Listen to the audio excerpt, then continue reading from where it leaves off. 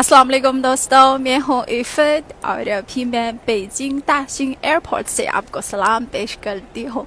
और अभी हम जा रहे हैं तो सिचुआन प्रोविंस में आपके लिए दो प्यारे प्यारे पांडा दिखाऊंगी।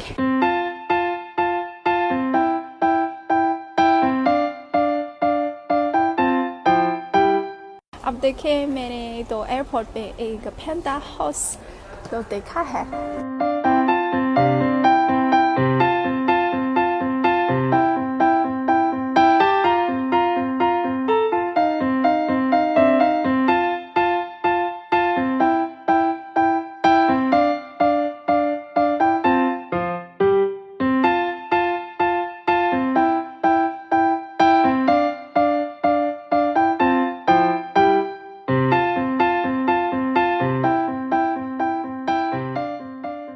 दोस्तों, अभी हम मौजूद हैं तो यहाँ पांडा के दिफूज और देकते के मरकज़ में हैं और अभी हम पांडा मिलने से जा रहे हैं। आइए मेरे साथ आ रहे हैं।